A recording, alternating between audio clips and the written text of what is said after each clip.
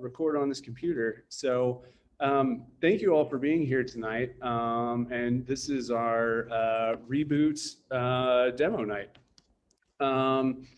So just real quickly, each person will have up to 7 minutes to make their pitch. At the end of the pitch, the judges will have a few minutes to ask questions and then score the presentation. After everyone is gone, I'm going to pull our 3 judges over into a breakout room where we'll have some final deliberations and then settle on the winner of the night. After that, we'll name the winner, and thanks to a sponsorship from Velocities, which is the partnership between the Mill and the Columbus Chamber of Commerce, the winner will receive $2,500 in seed money for their business. And so real quick, I want to introduce the judges. We've got Adam Gross. He's the Director of Industry Outreach and Personal Enrichment at Ivy Tech. Samantha Ginther, Senior Associate and Head of Platform at IU Ventures for at least another week, right? And Christopher MG, Manager of Talent and Education at the Greater Bloomington Chamber of Commerce. So thank you all for being here tonight. I really appreciate it, and so does everyone else. And so without further ado, I will pass it along to Matt. He is first up tonight to pitch. So Matt, the floor is yours. If you get close to the 7 minutes, I will let you know. All right, sounds good. Let me figure out how to get this thing. Are you guys seeing the screen? Okay. You're good.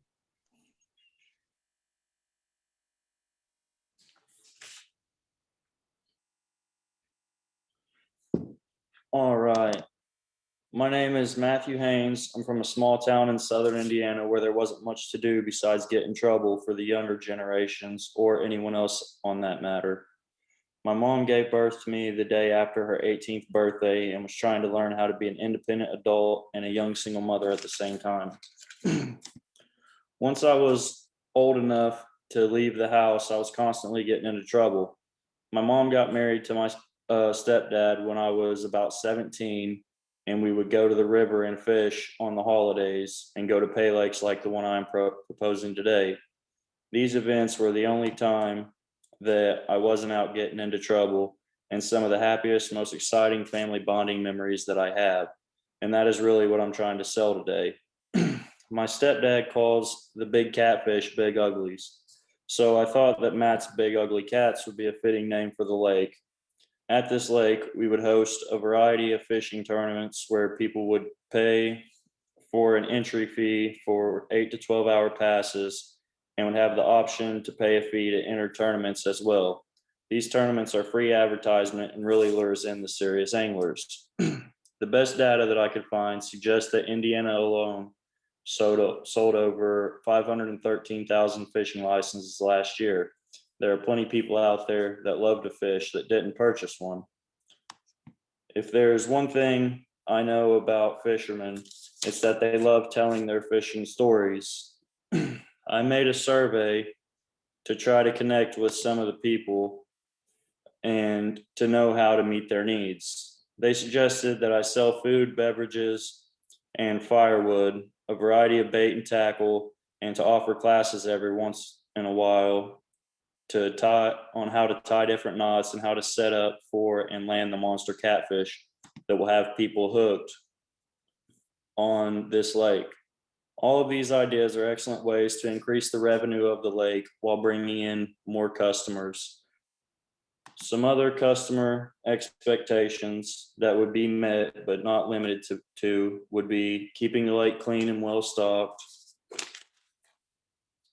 We would make the fishing spots easily acceptable, offer camping, have restrooms available, not allow boats to even the opportunities, and to keep the lake calm.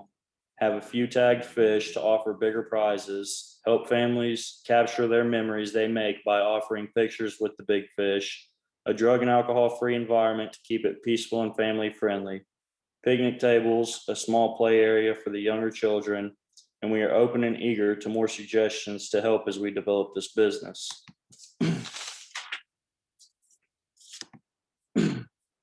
The initial startup would cost about $100,000, which is low in comparison to a lot of business plans. I could purchase a 33.77 acre lot for 40 minutes south of here for $50,000.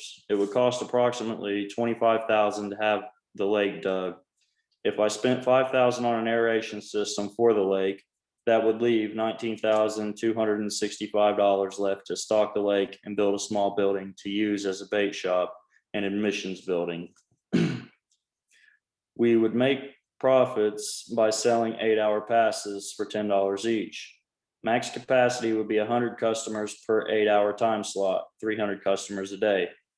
We expect to sell an average of 200 passes a day on Friday, Saturday, and Sunday. The average weekday, we project to sell 100 passes a day, totaling 1,000 passes a week, $10,000. The annual income off of fishing passes alone would amount to $521,428. Profit margins above exclude sales of food, bait, tackle, and etc. How I would get my first customers. Welcoming day, we draw the first 100 customers from social media who have signed up for the drawing in advance. Free 24-hour pass on opening day, asking only that they share their experience with all of their fishing buddies. Hope this pitch has you hooked. Introducing the team. That's me. I'm the owner. I would be in charge of management, inventory, maintenance, stocking the lake, and helping to ensure a family atmosphere. Johnny Cooper would be my business partner, class instructor, shares responsibilities of lake maintenance, stocking, and etc.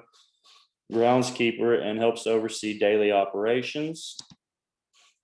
Wendy Cooper, head chef, kitchen manager, head of food and beverage distribution, help maintain a family-friendly environment. And this is the future of Matt's Big Ugly Cats. This is Bentley, my nephew here. He's fishing on the river. My little brother Oliver with his first bluegill. I took him to Lake Monroe last year and he had a blast. And this is my newest nephew, Ellis. As you see by his little shark here, he's gonna be one heck of a fisherman and really help to run this business. Thanks, guys.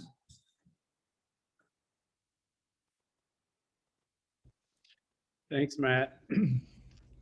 All right, judges, any questions for Matt? Yeah, go ahead, Christopher. Matt, I thought it was a great idea. I talked to Fish and Game at the state, and they're looking for ways to increase licenses.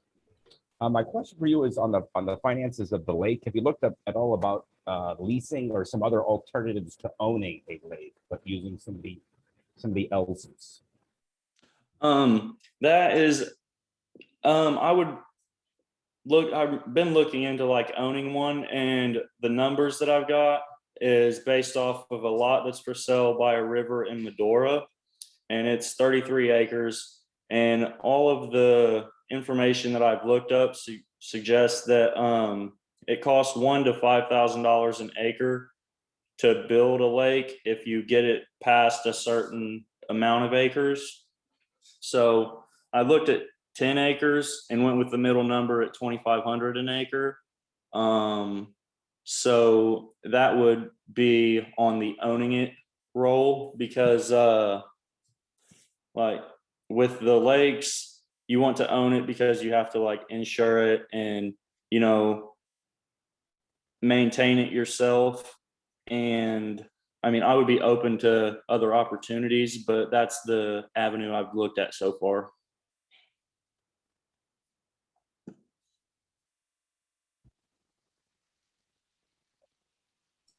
Questions from Samantha? Yeah, go ahead, Samantha. Yeah, just a quick follow-up on that. You mentioned insurance costs. Was that kind of built into your initial cost as well? That's where the extra 19,000 came in that I saved for you know, extra startup fees. That's why I did it at 100,000 instead of like 80, so that if things came open, that there is that extra $19,000 after buying an aeration system and other stuff for it. Got it. Always good to have a cushion. Yeah. All right, I'll throw it in. Thanks. Thank you, Matt. Great job. I really appreciate the work there. Love the idea. Quick question though on the survey. Can you explain how you released that survey? Like who you surveyed? Just give us some background on that data that you collected. Okay. Actually, I could possibly pull up this survey on my Gmail and share it. It's a survey that I released on social media. I posted it a couple times on Facebook, and I had like 60 something reviews. Here, I'll pull it up on my phone at least so I can read some of that stuff to you. It asked about if people had ever done anything like this, and about 80% of them said that they would, and if there was one in the close to Bloomington. I'm trying to find it now. It asked questions of people's about people's like experiences with fishing, what they expected, and that's kind of how I came up with the data of the customer expectations and put in the ideas of, besides just me being a fisherman and going to lakes like this myself, but also getting other perspectives and what extra things could make this better for more people. So I have 64 responses on it, and it looks like 73% said that they had fished at a pay lake, and 79.7% said they would if there was one closer to Bloomington. Some of the questions was like, what would you expect from fishing at a pay lake? So we've got, some nice sized fish, clean and picnic areas. That's why I put some of that in there. Diversity in types and size of fish. They wanted fishing tournaments. They want it to be clean, wanted to be able to catch a lot of fish. They want it to be peaceful and quiet. And then we've got 64 responses of, what expectations were. Some of them were, repetitive because nobody knew what the other person had said. Then we asked about other people, like people's favorite spots in the fishing, and they have come up with a bunch of different places like the river. And we asked like the size of fish people are used to catching, what they would expect to catch. Would they want, bait to be accessible there, and beverages? Most everybody said yes. Why do you like to fish? So that we could help to like ensure that environment there, and try to connect with what they want and why they love it. And asked about people's memories with fishing. And that was about the sum of the survey. Awesome. Thank you. Yeah, no problem. All right. Thank you, Matt.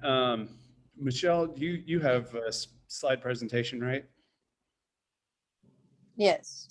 All right. You wanna get that set up and share your screen, and we'll let the judges do their scoring real quick, and then we'll get started with your pitch. Thanks, Matt. Great job. Yeah, no problem. Thank you.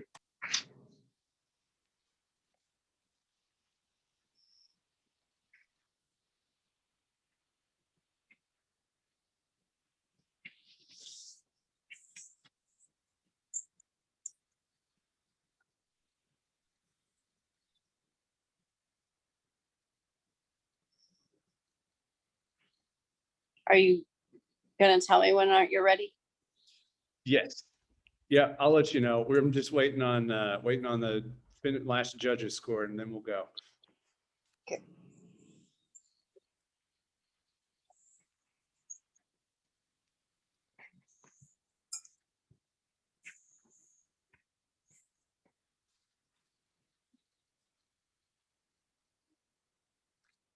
All right. It looks like they're in. So, Michelle, the floor is yours.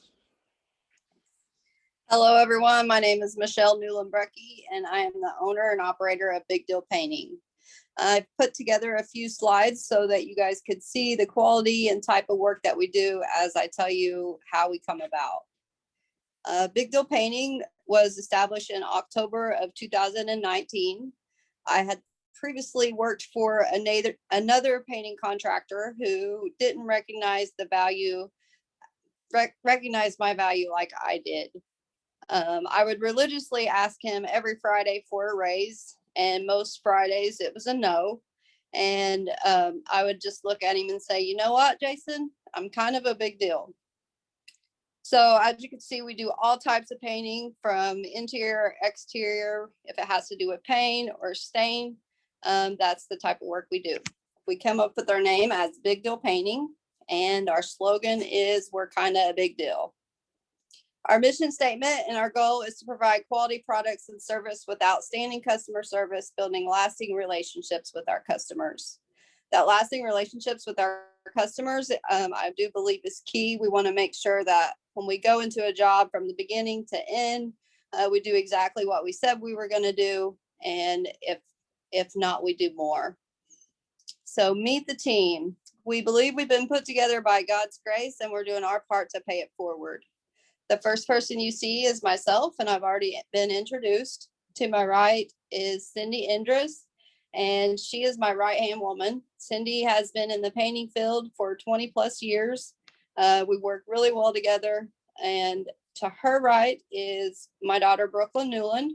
She works at Stonebridge Health Campus, and she does their marketing for them. She currently runs our Facebook page and will be doing new marketing adventures for us soon. To her right is Alex Kane, and he is our Sherwin-Williams sales representative. Alex has been really great to us. If we have any questions about products, he's who we call. Alex has put together a product guide for us when we go in to do an estimate for a job. We take this colorful page that he's given us with the products that we like to use and that we recommend. That has our business name and our phone number and stuff at the top. It just makes us look professional. So our problem, we need to hire more people and train them efficiently and professionally. It takes time and money to hire and train workers to live up to our mission statement. And without more people, we'll be missing out on growing business opportunities. The solution, we're building a training module that all painting companies could utilize to quickly train professional quality painters. Our training module, and that some things that we have set in place right now is before day one, we provide our people with videos. One is a brush handling video, so they know how to hold a brush, how to use it when cutting up against a window, a door, a ceiling. Trim at the bottom, how to use a paint roller without leaving roller marks, and a product guide list. Some things that we would like to add is a tool checklist, job site and service preparation, proper priming application, cleaning up at the end of the day, how to talk to a customer, what to say when you don't know what to say, to-dos and not to-dos, and we will add to that as well. So these are our milestones before the training module has been put in place. By January of 2020, we had obtained insurance, got business cards, relied on word of mouth referrals. And by June of 2020, we bought yard signs and started a Facebook page. We got our first Facebook followers by doing a $100 giveaway for people to like and share our page. And then we started adding pictures of the jobs that we do so people can see where we are, and what we've been doing. By October of 2020, we'd acquired 4 contractors who trust us with their painting needs. Last year, those 4 contractors generated about $30,000 in revenue. And by March of 2021, we had added 2 additional contractors with new construction homes. So far, the tally for those 2 customers, we're looking at about $90,000 in revenue.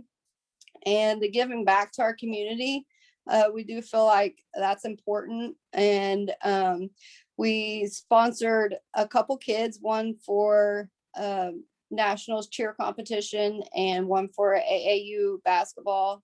And we also sponsored a friend of ours that's fighting cancer. And by July of 2021, some goals that we would like to put in place is we'd like to wrap my truck for a moving billboard, market commercial work, hire 2 more painters utilizing our training module. So why us and why now? There's no better time than now. We're ready to put the training module in motion and try it out for ourselves. Once it's proven to work, we can market across America. What better advertisement for Big Deal Painting than painters across America are using our skills to train their professional painters, because we are kind of a big deal. Great job, Michelle. Thank you very much. Thank you. I can breathe now. What's I can breathe now. that? No, you did great. You did great. Questions from judges? I'm happy to Samantha? start. Yeah. So Michelle, I think it's really cool that you have the training module in place. That seems like you can really scale that and scale your business alongside it. So I'm curious, will it be kind of like a software platform or an app that people will download? What exists now, and then what are your plans going forward for it? What exists now is basically we just have put together, we have a couple videos put together that we give them to watch before they come on, because hands-on training is always going to be the best type of training, but it's also good to be able to know what we're going to expect and to be able to see what we're asking of them. But what we would like to do, actually, this idea has actually just come about, but to put together a training module that not just we could utilize, but sell it across the internet, or I'm not sure how we're going to actually do it yet, but I do believe that once we are utilizing it and are able to prove that it works, that it will be sellable, whether in a software or be able to download the information online. Awesome. Thanks.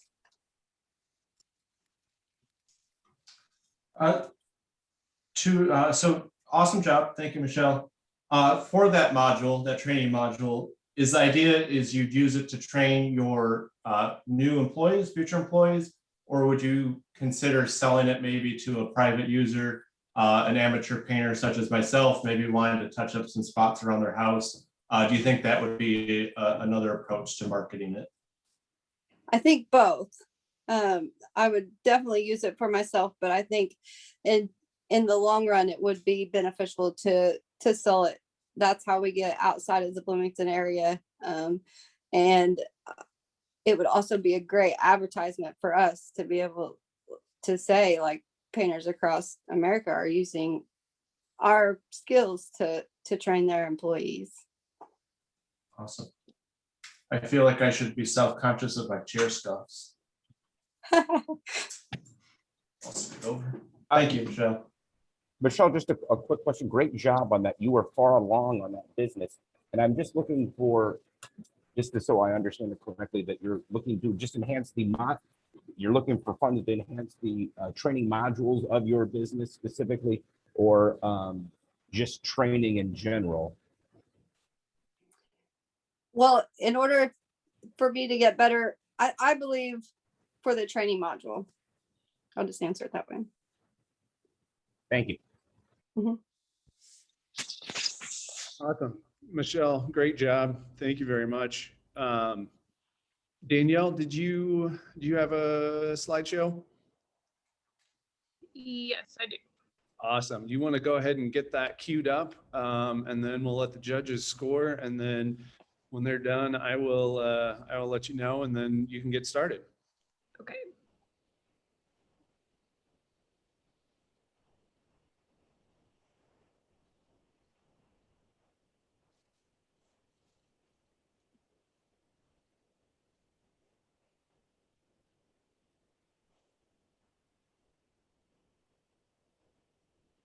Can you guys see the whole thing?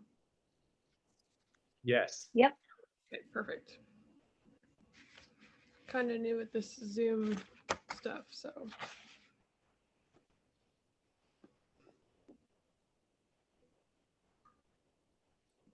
All right, it looks like scores are in. So Danielle, the floor is yours.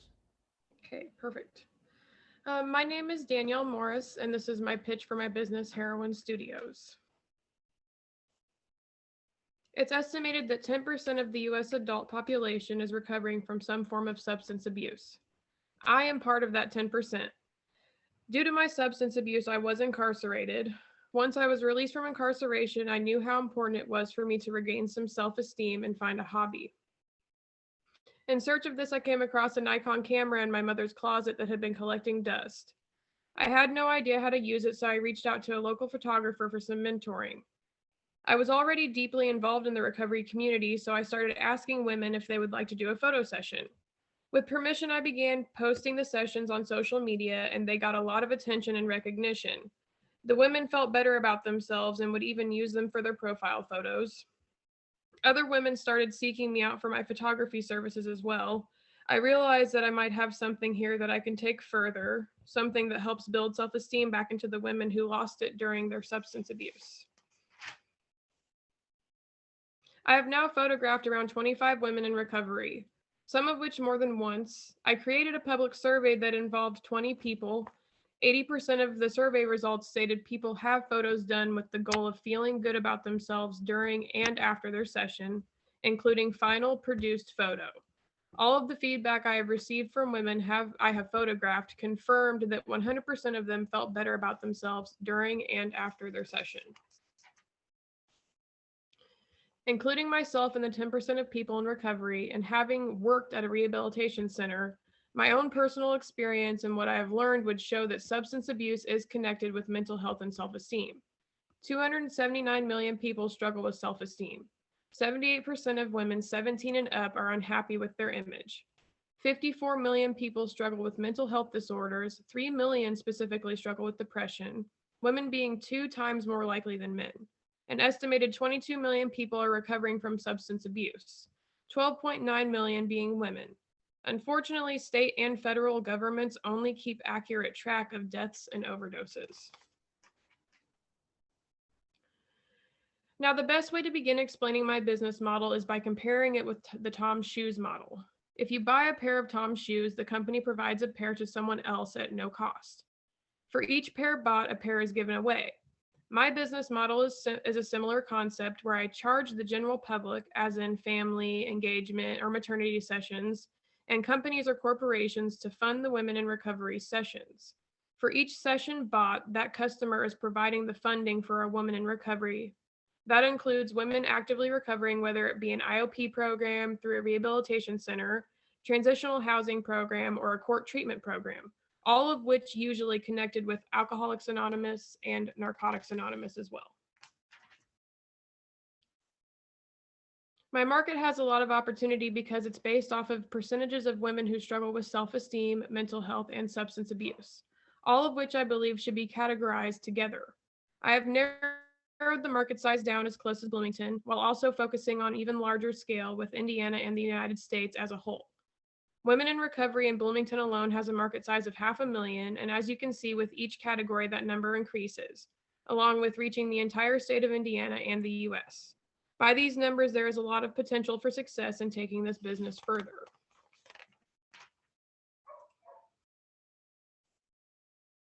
When thinking about what competition I may have, it's hard to determine any due to my business having a double bottom line, meaning that the first bottom line is helping people and making a positive impact on the community.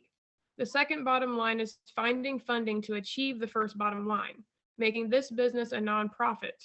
Most any other local photographer is not doing anything similar to this, solely focusing on profit, which is one of the many things that makes Heroin Studios unique.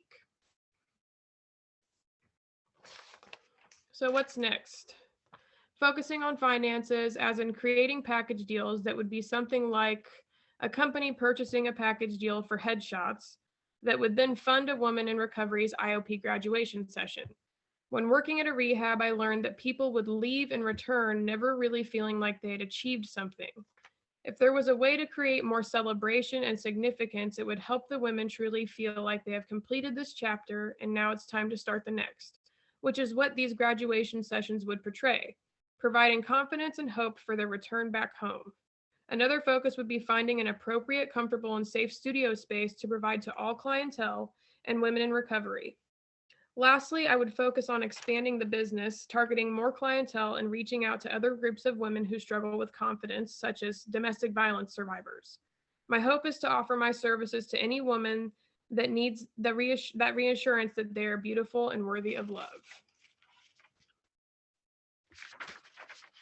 So what is a heroine, you might ask?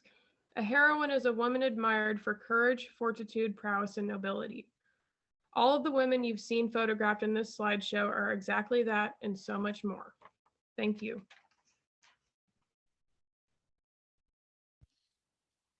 Great job, Danielle. And then the pictures are great. I just putting that one out there. So really nice job. All right. Do we have questions from judges? Can I start?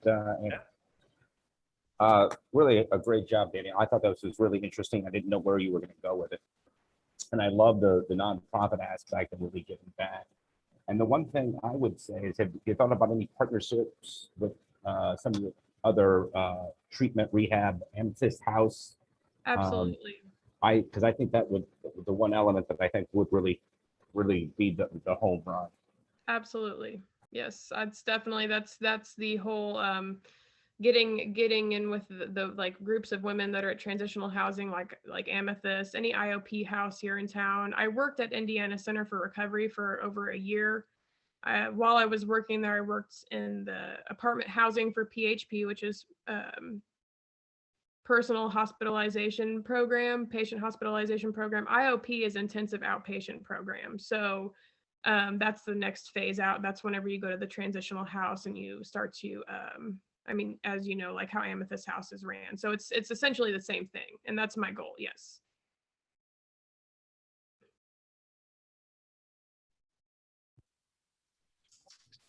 Great job, Danielle. Really love the photos as well. As Andy said, some great work, some great talent there. So awesome to see that. Quick question. You really gave a great overview of the Bloomington market. Tell me how you researched that. Give me some background on how you came to those numbers. So what I did was I found the overall population of the US. The estimated percentage of people in recovery is 10%. As I said, there's no accurate number just because federal and state only keeps track of deaths and overdoses. But so I went off of that estimated 10% with the total US population, and then I found the accurate population of women in the US, which is 50.8% of that. So 166 million women. And then I kind of went from there with the math going off of that 10% number. Does that make sense? It does, yeah. Perfect. Thank you. I'll go last. Thanks, Danielle. That was great. And I love the pictures as well. My question is, so you're planning to start as a nonprofit. Are you pursuing grants for this or any other type of funding? How much do you've obviously already started, but how much money do you really feel like you need to get this up and off the ground? So the studio space is the next essential step. And it's so like hit or miss here. I know that it just depends on what renting location you can find for it to be. Bloomington has such a wide variety of price range. So I don't have like a solid number for that. The funding would, so far the funding has come from the general public, like me doing engagement sessions, family photo sessions. I really like to make sure that I don't charge the women or anyone in recovery at all, but women in recovery. So I kind of utilize my photography skills with finding the average photo session as of right now, but I am considering finding grants maybe. Cool. That's awesome. Thanks. Good job. I like the model. It's obviously worked well for Tom's. Yeah. Danielle, thank you. Great job. So we'll go Cassie up next. Sorry, Cassie, I apologize for the trouble getting in tonight. I own that one, so I apologize. No slides, correct? Also, you're on mute, so you're you're on mute. So if you want to take yourself off mute and get ready. Sorry about that. No, you're fine. You're fine. I didn't want you to start on mute. So we'll wait here just a minute and let the judges get their scores in, and then it'll be on you. Okay. Well, I'm gonna put my hat on.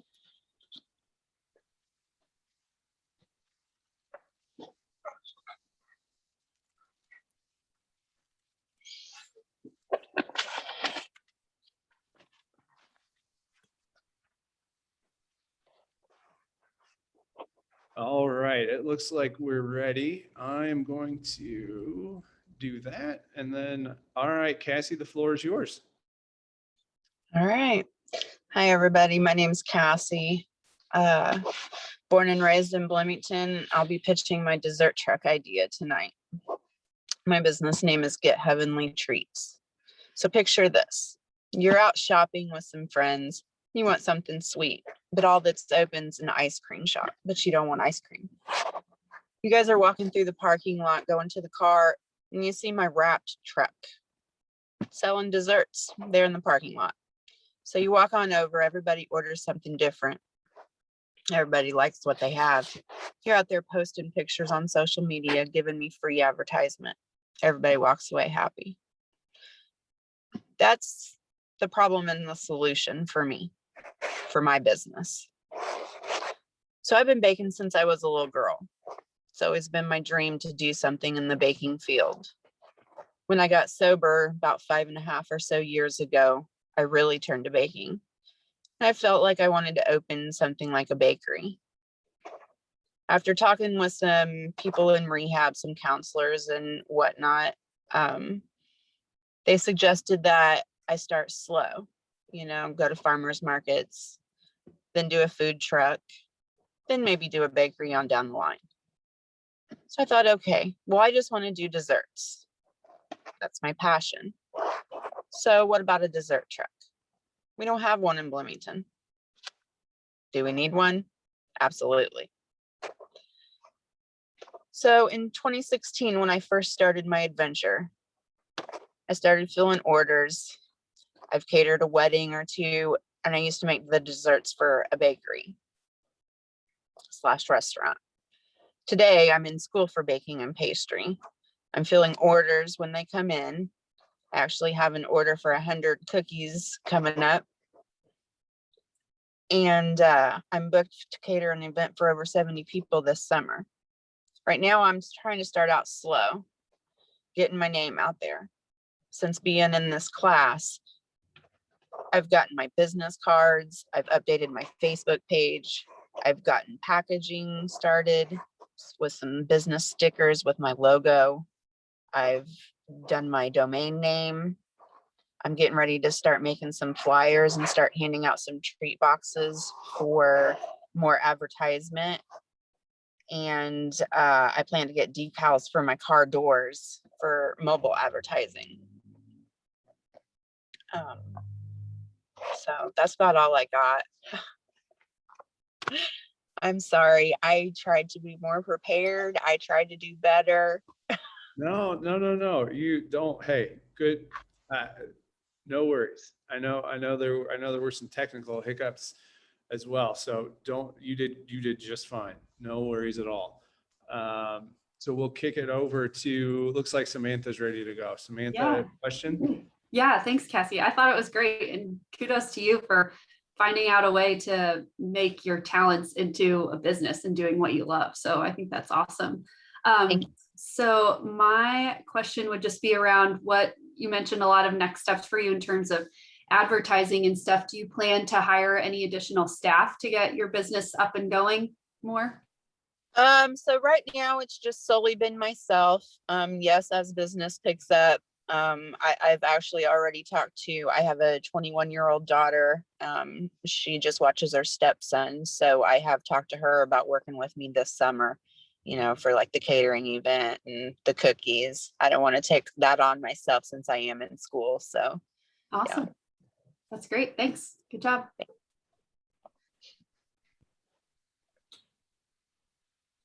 I'll ask a quick question. Great job. I now would like a dessert. I don't know if I'm the only person, Cassie, but I was going to ask if you had or could get any testimonials.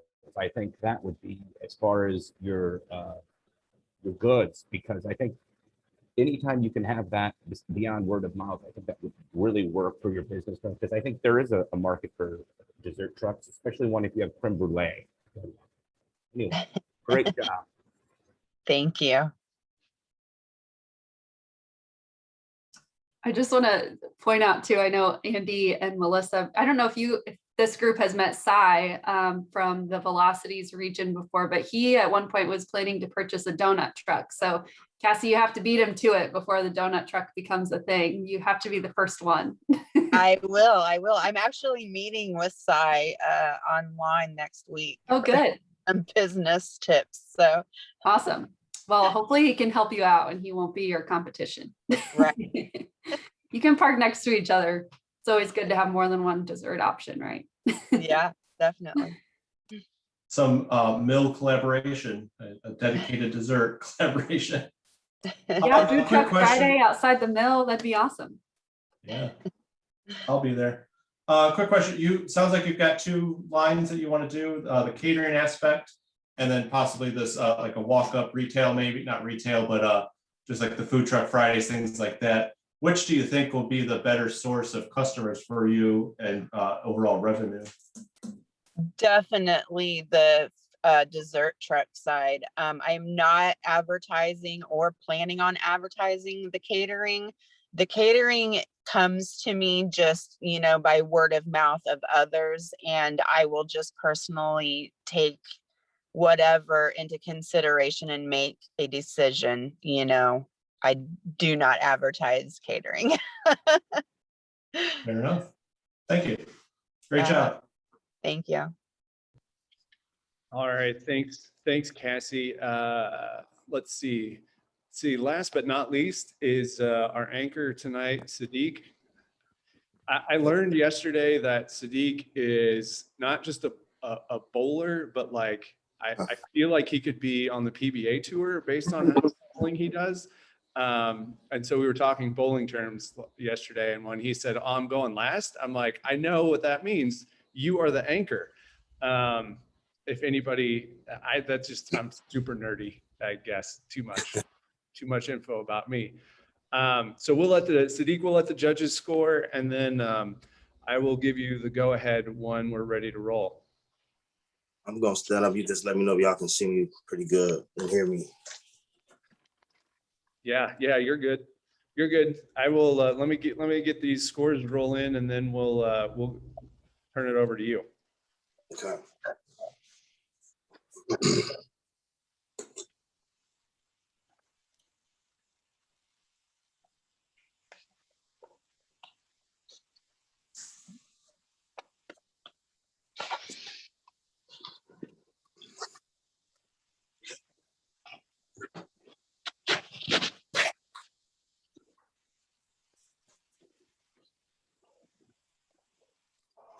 All right, it looks like they're in. So let me do this. All right, Sadiq, the floor is yours. All right. Hi, my name is Sadiq Israel. I am the founder and CEO of Paradigm Inc. and Paradigm Logistics LLC. Like most boys growing into men, at some point during my younger years, I became at least somewhat interested in trucks, big trucks, semi-trucks to be exact. One of my fondest memories of semi-trucks was the way my mom would tense up every time one would ride alongside our vehicle as we traveled along the highway. The intensity, of course, would be increased whenever there was one on either side of us, almost causing my mom to lose control of the vehicle. As if my mother's near-death experience wasn't enough to discourage my younger self from further exploration of these oversized vehicles, the fact that they were involved in so many of the fatal highway accidents that occurred year after year certainly derailed my developing obsession. When it comes to obsession, however, the one thing I did become obsessed with is people. I was once told that the basic unchanging nature of business is to fulfill the demand for products and services of the people. Though I do not consider myself to be a people pleaser, I get immense joy from aiding others and fulfilling their daily and lifelong desires. My company is the result of my own inability to produce a perfect product for mass distribution. The trucking industry allows me to handle a wide variety of commodities for a multitude of clients who specialize in customer satisfaction. Paradigm Inc., DBA Brothers on the Move, and Paradigm Logistics LLC, DBA Paradigm Rental and Leasing, are brother and sister companies born and raised right here in the great state of Indiana, and are dedicated to transporting damage-free, well-prepared goods to local warehouses and stores near you, the consumer. Our staff and experienced drivers take pride in meeting our commitment with honesty and integrity to ensure timely and secure deliveries, and giving our clients a peace of mind knowing they can trust us to do exactly what we say in fulfilling our contractual obligations. We will remain highly competitive and will maintain high standards to ensure maximum client satisfaction. Since our first run, dated July 25th, 2020, after a thorough bumper-to-bumper DOT inspection to assure quality and safe commercial vehicle, we have generated over $75,000 in revenue by the close of 2020.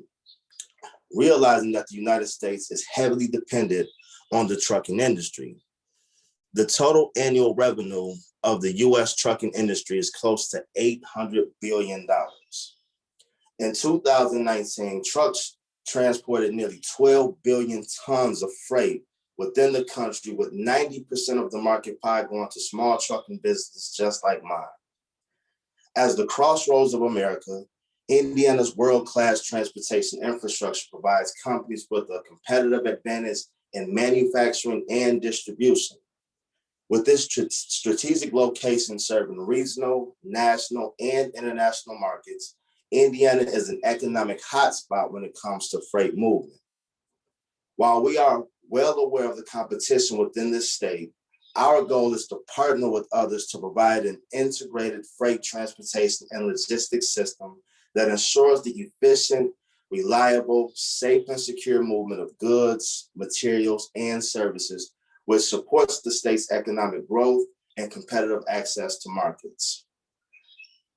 Considering COVID-19 and the ensuing unemployment, we have decided to officially add a residential moving department to employ everyday people in an industry that is known to employ thousands. With this addition, we are looking to put not just products in homes, but also earnings in the pockets they belong. While the trucking industry is old, it remains dynamic with constant demand from consumers. My company will be as essential to the economy as any trucking company out there, strengthening the vital lifeline between producers and people like yourself when it comes to everything between gallons of gasoline to gallons of milk. Thank you.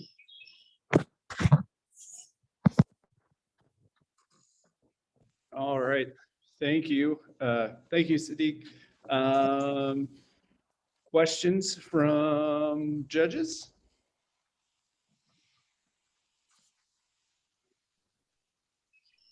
I'll start, Andy. Hey, you did a great job. I love the enthusiasm there. You knew your stuff. I just had a question on Paradigm as far as drivers. What I hear is that's a big issue, is just finding drivers for some of these semis, commercial hauling. Is there any uniqueness to get these drivers? Well, I mean, yes and no. It is really hard to find drivers. But the unique aspect right now is due to what I mentioned in my pitch as far as COVID-19. I mean, due to the unemployment rate right now in the country, there's been a huge shortage of drivers. So there's a lot of drivers out of work right now. And a lot of those drivers are anxious to get back. So I'm kind of using that to my advantage as it is right now.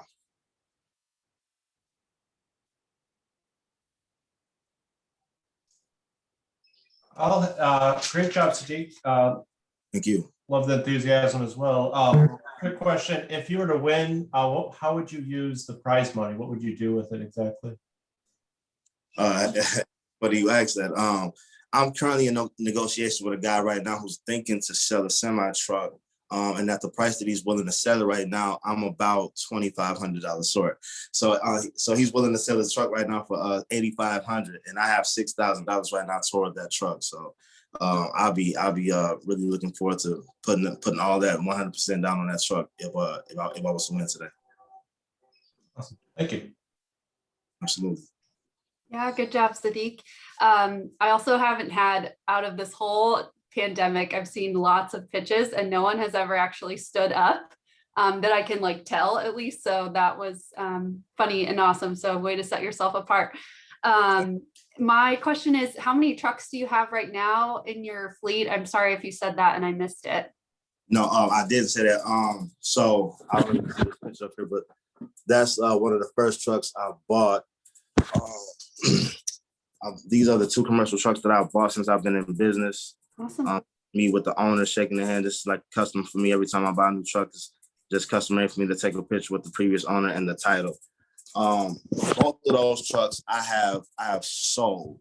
The semi truck, like I said, when it was on the road, it made over $75,000 within 5 or 6 months that it was on the road. So I learned a lot. One of the key things that I did learn when I had that truck is I learned how to make money in this industry. The truck actually ended up breaking down like at the beginning of this year. So I ended up selling that truck, and the guy who I sold that truck to is actually the middleman that I'm talking to. I'm in negotiation with another guy to buy another truck. So I've been down now for about 2.5 months looking to get back on the road. Yeah, that's tough. Well, I hope you get there. Hopefully you get that truck soon. Absolutely. Looking forward to it. Thanks. Good job. Thank you. All right. Well, I want to say thank you to everybody for pitching tonight. Everybody did a great job. I am going to let's see. I'm going to assign Adam and Christopher and Samantha to a breakout room. I'm going to turn this room over to Melissa. Melissa's just going to throw a thing up to tout our wonderful sponsor, Velocities. But we'll take a short, like 5-10 minute break, and then be back here. Let's say, what do you guys think? 5 minutes? Let's say 5 minutes. We'll be back here between around 7:07, and then we'll name our winner and say congratulations to everyone, and then we'll be done. Sound good? All right. Awesome. Good. All right. I'm going to open up these rooms. And I'm also going to pause this recording. Nonprofit Central in the chat, Danielle, too. Thank you so much. All right, Melissa, would you mind? Oh, sorry, I didn't see you guys sneaking no, in. you're okay. You sounded like it was a good conversation. I didn't mean to interrupt. I always feel bad interrupting sometimes. All right, so we're back. Before we get to the winner, there's just a couple of things, really a couple of thank yous I need to say. I know they're not here tonight, but I do want to thank Mark Hardesley, Pete Yonkman, and Cy Menyon for joining us as guest speakers. They were awesome. Can't speak highly enough about them, and really thank them for donating their time. And really thanks to all the folks who helped support the program with time and mentorship. Ivan, thank you very much for being here too. That was amazing.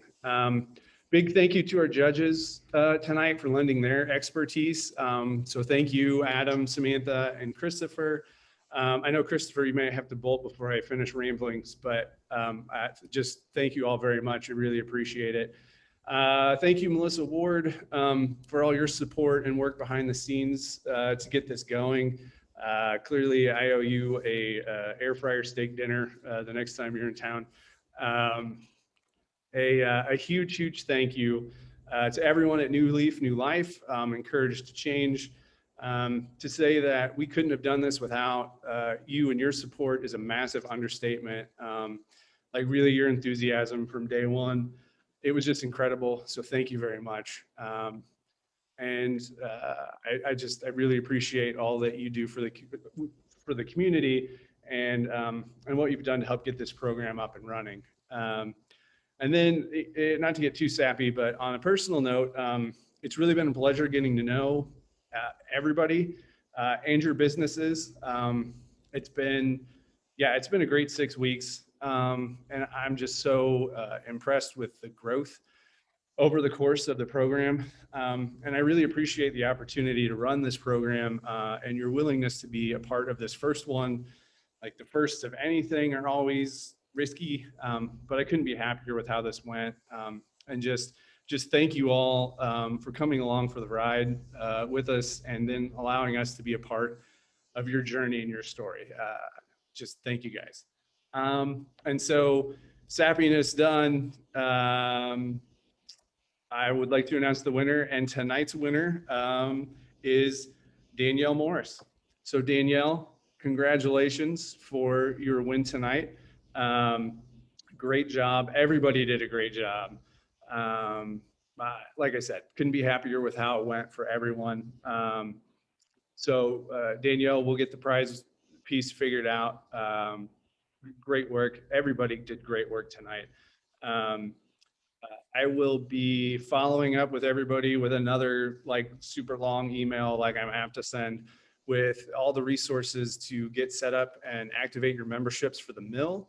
That again comes with all kinds of other benefits like access to all of our mentors and our network and additional access to capital and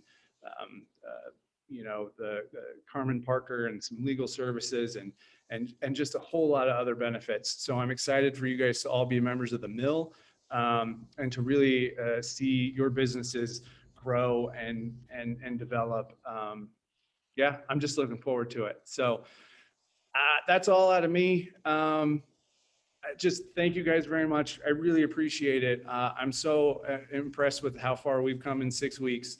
And I look forward to seeing everybody here at the mill soon. So unless anybody has anything else, I will say good night and we'll get this recording up on the website. And then I'll let you know when it's there. And yeah, Reboot 1 is in the books.